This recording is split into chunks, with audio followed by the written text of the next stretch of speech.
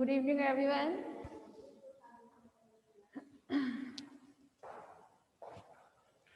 हाँ भाई, final year. तो यहाँ आप लोगों के में जो टॉपिक स्टार्ट हुआ था वो है फेरोमोन। ठीक है, टॉपिक जो स्टार्ट हुआ था वो था फेरोमोन।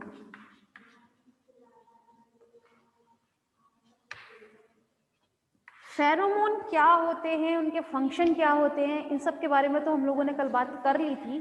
अब हम बात करेंगे, जैसे हम लोग कल लास्ट टॉपिक छोड़ा था, mode of action of pheromone.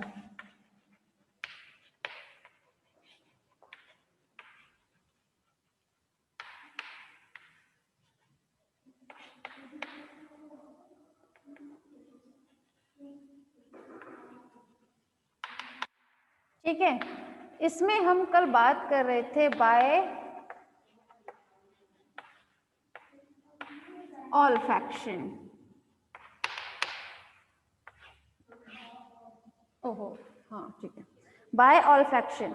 तो बाय ऑल्फैक्शन मीन होता है जब कोई भी एनिमल, ठीक है, कोई भी वन एनिमल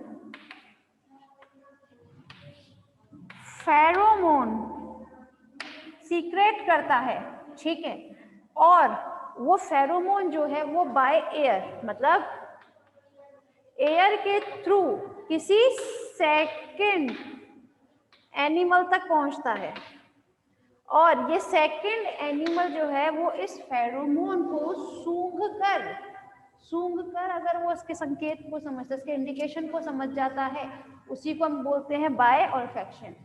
देखिए, बाय ऑल्फैक्शन के बारे में हम लोगों ने कल बहुत अच्छे से बात की थी ना, तो आप लोगों को थोड़ा सा ही बताया जाएगा।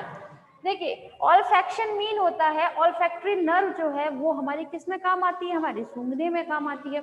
तो इसका मतलब है हमें सूंघ कर अगर कोई फेरोमोन अपना काम करता है तो वो हम क्या कहते हैं, बाय ऑल्फैक्शन। तो मतलब एक कोई भी एनिमल फेरोमोन का सीक्रेशन करता है और वो सीक्रेशन किसी एक पर्टिकुलर एनिमल के लिए होगा या फिर अपनी ही स्पीशीज के अदर साथियों के लिए होगा। तो अगर उनके सेकेंड एनिमल उसका इंडिकेशन समझ जाए, लेकिन उनका जो मोड है वो कौन सा हो, ऑल्फैक्शन, सूंघ कर, ठीक है, स्मेल करके अगर वो समझे हैं इसके इंडिकेशन को, तो वो किस में जाता है, बाय ऑल्फैक्शन में। जनरली अगर हम एग्जाम्पल देखें तो in mammals and in insects, तो ये जो फेरोमोन्स का जो सीक्रेशन होता है वो मैमल्स में और इंसेक्ट में जब किया जाता है तो उनका साथी अगर वो किसके थ्रू करते हैं, ऑल्फैक्शन के थ्रू, तो जनरली किस में देख सकते हैं, मैमल्स में और इंसेक्ट में जनरली एग्जाम्पल देखा जाता है। अगर मैं बात करती हूँ मैमल्स की, ठीक है, एक बहुत छोटा सा एग्जाम्पल देती हूँ। आज के टाइम में बहुत आर्टिफिशियल फेरोमोन बनते हैं, ठीक है, तो आर्टिफिशियल फेरोमोन में हम ह्यूमंस की बात करते हैं, ठीक है, तो उससे आप लोगों से मीन जो अदर ह्यूमंस हैं उन्हें कोई इंडिकेशन मिलता है कि या तो ये बहुत अच्छा है या फिर ये बहुत बुरा है। अगर मैं जनरल से बात बताऊं, परफ्यूम होता है, किसी को किसी चीज की फ्रेग्रेंस पसंद आती है और किसी को उसी परफ्यूम की फ्रेग्रेंस पसंद नहीं आती है, जबकि परफ्यूम तो सेम ही है ना, लेकिन उससे मिलने वाला इंडिकेशन जो होता है वो थोड़ा सा डिफर होता है। जैसे मुझे पता है कि मैं जो परफ्यूम यूज करती हूँ, ठीक है, वो मुझे पसंद है, ठीक है, लेकिन यहाँ पे एक मैम को अगर पसंद नहीं है फिर भी मैं लगा कर आऊँ, इसका मीन है कि मैं नहीं चाहती कि वो मेरे पास बैठे, तो एक इंडिकेशन है वो उस चीज के लिए ठीक है। तो यहाँ पर बाय ऑल्फैक्शन की अगर मैं बात करती हूँ तो जनरली किस में देख सकते हैं, मैमल्स में एंड इंसेक्ट्स में। इंसेक्ट्स में भी इंडिकेशन किसके थ्रू मिलता है, जनरली वो सूंघ कर ही करते हैं, किसी को टच करके जनरली नहीं करते। नेक्स्ट,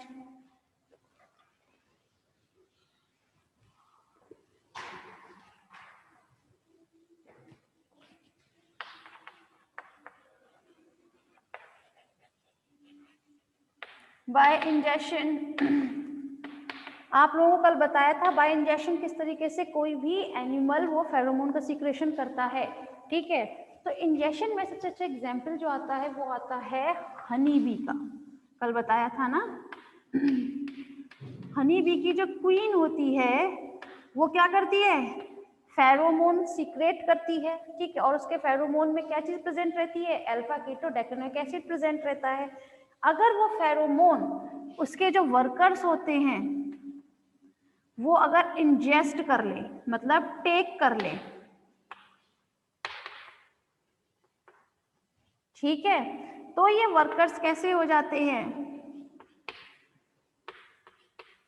स्टेराइल रहते हैं, है ना। ये तो बताया था कल इसमें, और बहुत थोड़ा लंबा टाइम ले लिया था इसी को समझाने में। तो आज जो नए बच्चे आए हैं उन्हीं को थोड़ा सा बस बता रहे हैं कि इंजेक्शन मीन होता है इनटेक, लेना। अगर कोई भी हनी बी में क्वीन जो होती है वो क्या करती है, एक फेरोमोन का सीक्रेशन करती है, और उस फेरोमोन को हम किस नाम से जानते हैं, उस फेरोमोन को हम जानते हैं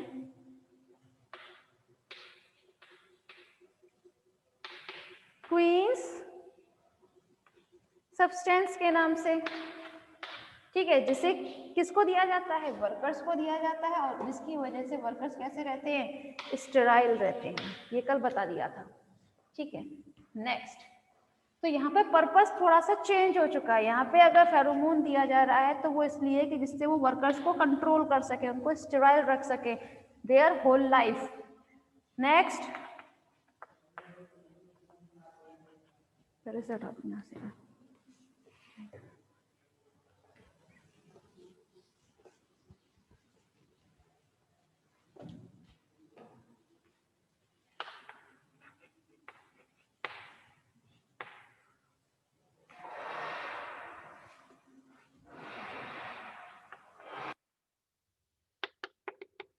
बाय एब्जॉर्प्शन, हाँ, अगर कोई भी फेरोमोन किसी की बॉडी के थ्रू एब्जॉर्ब करके अगर टेक किया जा रहा है तो वो किस कैटेगरी में आएगा, बाय एब्जॉर्प्शन की कैटेगरी में।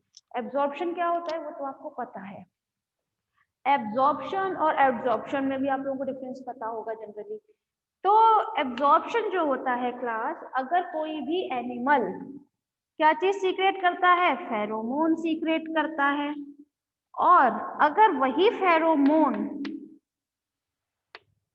किसी सेकंड एनिमल की बॉडी के थ्रू वो टेक किया जाए तो वो क्या कहलाया जाएगा, एब्जॉर्प्शन कहलाया जाएगा, ठीक है। और इसका एग्जाम्पल जो है वो है मेल स्पाइडर। जब मेल स्पाइडर फेरोमोन सीक्रेट करता है, ठीक है, फेरोमोन सीक्रेट करता है, तो वो फेरोमोन किसके लिए होता है, फीमेल स्पाइडर के लिए होता है, और ये फेरोमोन जो होता है वो इस फीमेल स्पाइडर की बॉडी के थ्रू एब्जॉर्ब कर लिया जाता है, ठीक है। जैसे ही फीमेल इस फेरोमोन को एब्जॉर्ब करती है वैसे ही क्या होता है भाई, ये मेल स्पाइडर अगर सीक्रेट कर रहा है तो उसका पर्पस तो कोई ना कोई होगा, तो उसका पर्पस होता है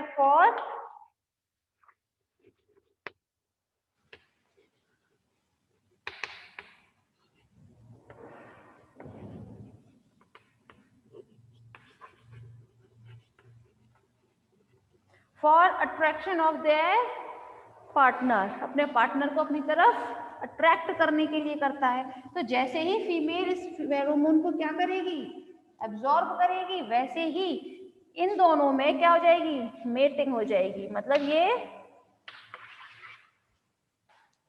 मतलब मेल के थ्रू फेरोमोन जिस पर्पस से किया गया था सीक्रेट, वो अपने पर्पस में कामयाब है, ठीक है, क्लियर है। तो यहाँ पे मोड ऑफ एक्शन में यहाँ हमने 3 तरह के मोड ऑफ एक्शन क्लियर किए हैं, बाय ऑल्फैक्शन, बाय इंजेक्शन। इन दोनों के बारे में हमने कल ऑलरेडी स्टडी कर लिया था, बस आज रह गया था बाय एब्जॉर्प्शन। एब्जॉर्प्शन मीन होता है जब किसी एक एनिमल के थ्रू सीक्रेट किया हुआ फेरोमोन किसी सेकंड एनिमल की बॉडी के द्वारा क्या कर लिया जाए, एब्जॉर्ब कर लिया जाए, तो वो किस कैटेगरी में आएगा, बाय एब्जॉर्प्शन की कैटेगरी में आएगा। और इसका एग्जाम्पल क्या है, वो है ल्यूकोसाइड स्पाइडर। वो भी स्पाइडर कैसा होगा, मेल स्पाइडर फेरोमोन का सीक्रेट करती है, तो फीमेल स्पाइडर की बॉडी जो है फेरोमोन को एब्जॉर्ब कर लेगी और वो दोनों मेटिंग की प्रोसेस करेंगे, ठीक है, क्लियर है यहाँ पर। चले आगे चलते हैं फिर हम।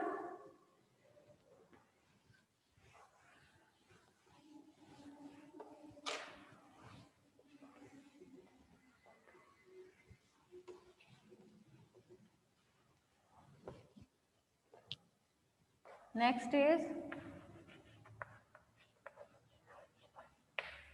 Types of pheromone.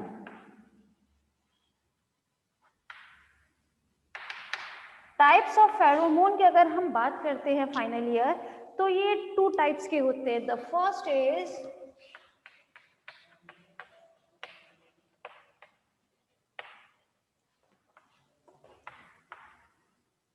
फेरोमोन कहें आप चाहे कहें इफेक्ट, और इफेक्ट क्यों कहते हैं अभी पता चल जाएगा, ठीक है। एंड सेकंड इज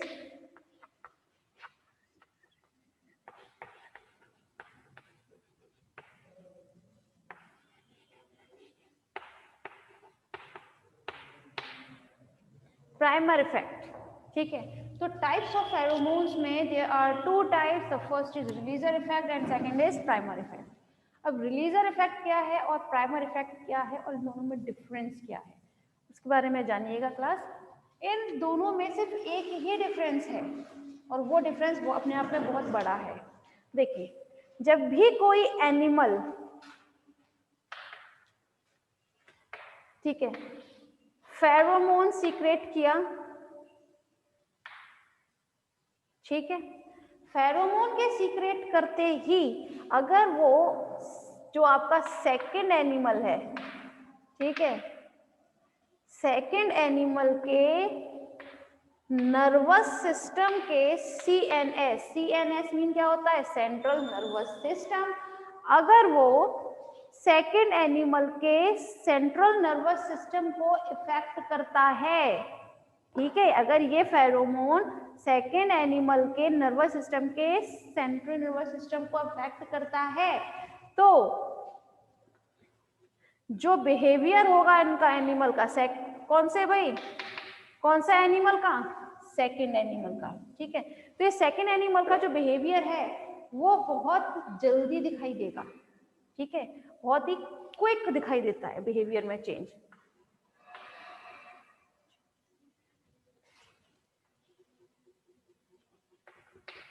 ठीक है, चेंज इन बिहेवियर, तो बहुत जल्दी होता है ये effect actually. Releaser effect mean ये बहुत ही जल्दी काम करता है, it is a very quick actually, that's why we can say it is a releaser effect. अब एक बार फिर समझ लीजिए रिलीजर इफेक्ट में होता क्या है।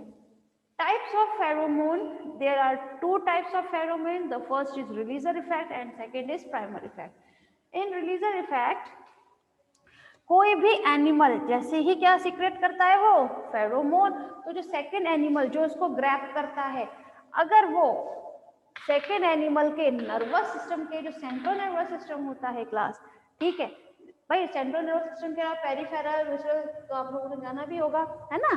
तो सेंट्रल नर्वस सिस्टम की हम बात कर रहे हैं, सेंट्रल नर्वस सिस्टम को अगर ये इफेक्ट करता है तो सेंट्रल नर्वस सिस्टम के इफेक्ट होते ही इस सेकंड एनिमल के बिहेवियर में बहुत जल्दी चेंज आ जाता है, ठीक है। जैसे मैंने अभी थोड़ी देर पहले आपको स्पाइडर वाला जो एग्जाम्पल दिया था वो यहाँ पर भी सूट होता है। देखें, जैसे ही मेल स्पाइडर ने फेरोमोन सीक्रेट किया तो उसकी जो फीमेल थी उसके बिहेवियर में बहुत जल्दी चेंज आया था, just because of their pheromone, है ना। उस फेरोमोन की वजह से तो बहुत जल्दी चेंज आया था, इसलिए तो बहुत जल्दी अट्रैक्ट हो गई थी उसकी तरफ, है ना। तो बस अब जो सेकेंड होता है प्राइमर इफेक्ट, वो जस्ट इसका ऑपोजिट होता है। किस तरह से होता है ध्यान दीजिएगा। इन प्राइमर इफेक्ट कोई भी एनिमल क्या चीज सीक्रेट करता है, वो हमेशा फेरोमोन। फेरोमोन के सीक्रेट करते ही जो सेकेंड एनिमल होगा, ठीक है, उसकी सेकेंड एनिमल की एंडोक्राइन ग्लैंड, भाई एंडोक्राइन ग्लैंड तो और भी होती है मगर हम बात करेंगे जनरली एक पर्टिकुलर, कौन सी, this is a pituitary gland,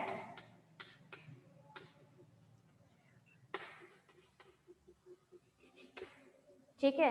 अगर ये फेरोमोन सेकेंड एनिमल की पिट्यूटरी ग्लैंड को इफेक्ट करता है तो इस इफेक्ट की वजह से इस सेकेंड एनिमल के बिहेवियर में बहुत ही ज्यादा धीरे धीरे चेंजेस आते हैं। देखिए यहाँ पर बहुत जल्दी चेंजेस आए थे, क्विक चेंज हुए थे यहाँ पर, और जबकि इस यहाँ जो हुआ था चेंज वो बहुत धीरे धीरे चेंजेस आएंगे। जरूरी नहीं कि यहाँ पर फेरोमोन बहुत जल्दी काम करे। इसी के बेस पर हमने फेरोमोन को टाइप्स में डिवाइड किया है, रिलीजर इफेक्ट एंड प्राइमर रिलीफ। ठीक है, रिलीजर इफेक्ट में जो फेरोमोन की वजह से एनिमल का जो बिहेवियर था वो बहुत जल्दी चेंज हुआ था, जबकि जो प्राइमर इफेक्ट था उसमें क्या हुआ था, उसमें बहुत धीरे धीरे चेंजेस आए थे किसी भी एनिमल के बिहेवियर में। क्लियर है ये दोनों, रिलीजर इफेक्ट एंड प्राइमर इफेक्ट? किसी को परेशानी है तो पूछें आप।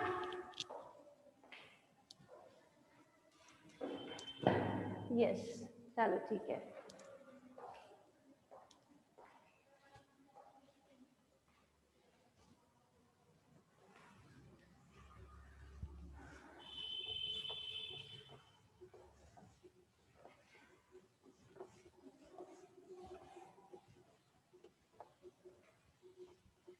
अब हम बात करेंगे फेरोमोन एंड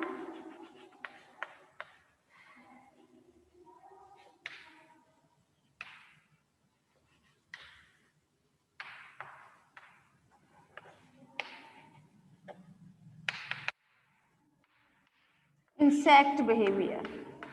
मतलब किसी भी फेरोमोन की वजह से किसी भी इंसेक्ट के बिहेवियर में क्या चेंजेस आते हैं उसके बारे में हम यहाँ बात करेंगे, फेरोमोन एंड इंसेक्ट बिहेवियर में।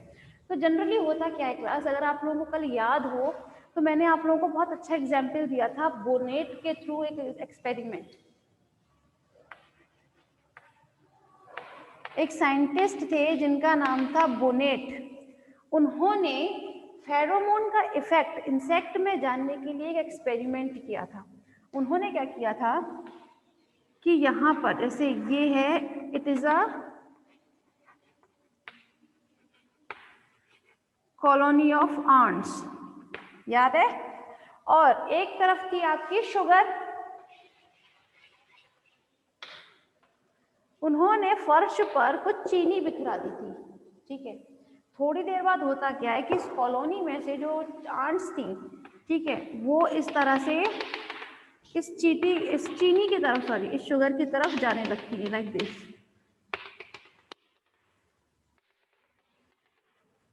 ठीक है, अब बोनेट ने किया क्या, जब ये इस तरह से चींटियां जा रही थी, इनके जाने का जो डायरेक्शन है वो ये है, ठीक है। उन्होंने कुछ देर के बाद यहाँ से बीच में से जब इस तरह से कुछ हाथ से रफ कर दिया उसको इस तरह, ठीक है। अब उन्होंने क्या देखा, जब उन्होंने इस तरह से रफ किया, उन्होंने एक बहुत अजीब सी हरकत देखी इन आंट्स में। क्या देखी कि ये जो चींटियां इस डायरेक्शन में जा रही थी, तो यहाँ की जो चींटियां थी वो चलते चलते अचानक रुक गई, ठीक है, अचानक रुक गई। इनमें एंटीना प्रेजेंट रहते हैं हमेशा हेड रीजन में, है ना।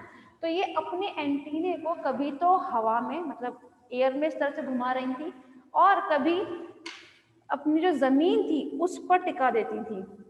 उसके बाद फिर से हवा में इस तरह से अपने एंटीने को बाहर इस तरह लहराती थी, उसके थोड़ी देर बाद फिर से इस तरह जमीन पर टिका देती थी। तो जब ये यही प्रोसीजर बार बार दोहरा रही थी एंटीने की, तो बोनेट को ऐसा लगा जैसे ये चींटियां जो थी, ये आंट्स जो है कुछ सर्च कर रही हैं, they are searching something actually. तो जब उन्हें लगा कि शायद ये कुछ चीज सर्च कर रही है, हो सकता है यहाँ पर कुछ ऐसी चीज है जिसकी वजह से ये इजीली जा रही थी, अब मैंने रफ कर दिया तो ये आगे नहीं बढ़ रही है, यहीं की यहीं रुक गई है ना। तो थोड़ी देर के बाद बोनेट ने क्या देखा, ये जो यहाँ पर चींटियां थी जो रुकी हुई थी, ठीक है, इन्होंने फिर भी थोड़ी सी हिम्मत की और अपनी वही लीकिंग ट्रेल अपनाते हुए, मतलब थोड़ी सी हिम्मत दिखाते हुए ये आगे बढ़ी और इस तरह से अपने एंटीने को यूज करते हुए ये आगे बढ़ी, और उन्होंने फिर से अपना वही रूटीन फिर से रखा, क्योंकि इन्होंने जो रब किया था बोनेट ने, एक पर्टिकुलर रीजन ही रब किया था, पूरा रीजन रफ नहीं किया था, है ना। तो जो ये रब करने का जो ये प्रोसीजर था वो सिर्फ थोड़े से रीजन में होने की वजह से, सिर्फ इतने ही रीजन में इन आंट्स को परेशानी आई थी। जैसे ही उन्होंने ये रीजन क्रॉस किया, वैसे ही ये आंट्स फिर से अपने एक नॉर्मल रूटीन में चलने लगी।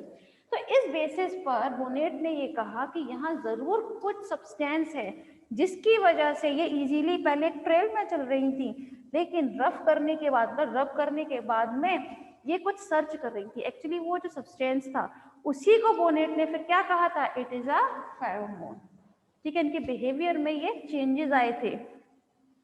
नेक्स्ट, इसी तरह से मैंने आप लोगों को एक एग्जाम्पल और दिया था कल,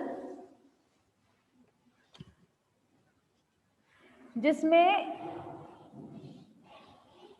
ये बॉक्स लिया था, याद है ना कि साइंटिस्ट ने बॉक्स लिया था, इसमें एक मोथ रख दी थी। भाई ज्यादा टाइम नहीं लूंगी, बहुत जल्दी जल्दी से कवर करा रही हूं मैं, ठीक है। जो मेरा पर्पस है वहां जाके रुक जाऊंगी, जल्दी जल्दी सुना। जब साइंटिस्ट ने इस तरह से मोथ पकड़कर एक जार में रखी थी और उसको कहाँ लेकर गए थे, उसे लेकर गए थे किसी बगीचे के पास में, किसी विंडो पर रख दी थी, जिसकी वजह से यहाँ पर बहुत सारे मेल कलेक्ट हो चुके थे, है ना, इकट्ठे हो गए थे ना। और ये क्या थी, it is a female moth. तब साइंटिस्ट ने ये कहा कि हाँ हो सकता है शायद ये इन्होंने देख लिया हो, इस वजह से आई हो। उसके बाद उन्होंने एक और जार दिया था, जिन्होंने जार जो यूज किया था वो था ग्लास का जार, ठीक है, इस तरीके से बनाया था ना कल। तो ये यहाँ पे कहने की बात सिर्फ ये है, भाई मैं एक्सपेरिमेंट दोबारा रिपीट नहीं कर रही हूँ, बहुत जल्दी जल्दी करना पड़ेगा वरना छोड़ो, ठीक है। ये एक्सपेरिमेंट तो याद होगा ना सभी को, जिसको याद नहीं है मुझे कमेंट सेक्शन में बताए, जैसे मैं दोबारा रिपीट करूंगा। तो यहाँ पे कहने की बात ये थी फाइनल ईयर कि जब साइंटिस्ट ने ये देखा कि कुछ इस टाइप का शायद कोई सब्सटेंस है जो एयर के थ्रू उनके अदर साथियों तक, मतलब उनके जो पार्टनर्स होते हैं वहां तक पहुंच रहा है, लेकिन उनका जो मीडियम है वो क्या है, एयर है। तो बताया था ना मीडियम दो ही हो सकते हैं, या तो एयर हो सकता है या फिर वाटर हो सकता है। तो यहाँ हम बात कर रहे हैं टेरेस्ट्रियल एनिमल्स की। तो यहाँ पे इंसेक्ट्स का जो था, जो मोथ तक था, वो मोथ को जो अट्रैक्ट कर रही थी फीमेल, है ना, अपने मेल उनको पार्टनर्स को, तो उसका अट्रैक्शन का रीजन सिर्फ और सिर्फ फेरोमोन ही था। तो इसी के बेसिस पर साइंटिस्ट ने क्या बनाए हैं, साइंटिस्ट ने बनाए हैं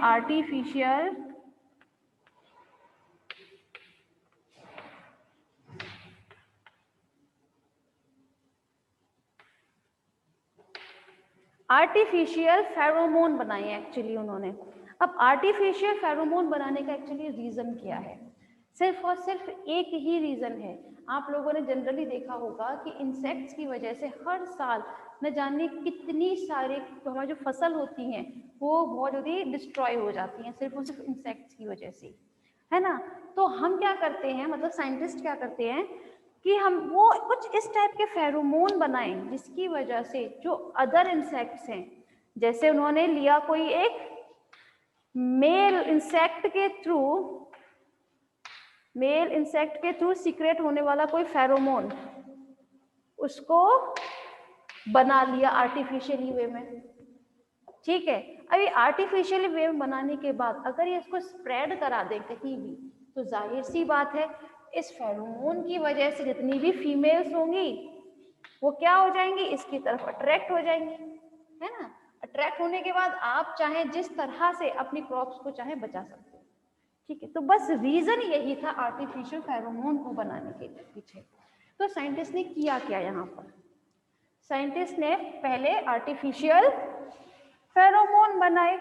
फेरोमोन बनाने के बाद में उन्होंने उसको किसी भी फील्ड में लेकर गए, जैसे अभी आप लोगों ने देखा हो रिसेंटली, तो अभी टिड्डियों का अटैक हुआ था, लोकस्ट अटैक था अभी इंडिया में, है ना, जो भी इंडिया से होते हुए पाकिस्तान की तरफ भी गया था, है ना। तो यहाँ पे लोकस्ट अटैक हुआ था, तो उनसे बचने के लिए किसानों ने बहुत अलग अलग तरीके के वो अपनाए थे तरीके, जैसे वो कोई थाली ताली बहुत सी चीजें बजा रहे थे जिसकी वजह से वो उड़ जाएं। लेकिन ये हर साल का काम है, हम अकेली लोकस्ट के बारे में बात नहीं कर रहे हैं, हम बात कर रहे हैं हर साल बहुत सारे इंसेक्ट की वजह से न जाने कितनी क्रॉप खराब होती है हर साल। तो उनसे बचने के लिए ही साइंटिस्ट ने आर्टिफिशियल फेरोमोन बनाया था और उसको कहाँ पे स्प्रे कराया, फील्ड में। अच्छा, लेकिन स्प्रे कराने के लिए भी ये नहीं है कि पूरे फील्ड में भाई वो करा दो उसको स्प्रे। अगर हम पूरे फील्ड में स्प्रे करा देंगे तो एक बात बताओ, फिर तो वो अब उनकी क्रॉप पर ही नहीं बैठ जाएगी, है ना, उसकी फसल पर ही बैठेगी, जहां पर भाई उसको फेरोमोन मिलेगा वहीं तो बैठ जाएगी। तो इसके लिए क्या करते हैं, वो किसी भी नेट में या कोई एक बड़े वेसल में वो वहां पर फेरोमोन को रख देते हैं, ठीक है, वहां पर उस पर स्प्रे करते हैं किसी बड़े वेसल में या फिर किसी भी नेट में। नेट में उन्होंने क्या किया, स्प्रे करा दिया है। अब अच्छा फाइनली जरा रीजन कीजिएगा प्लीज।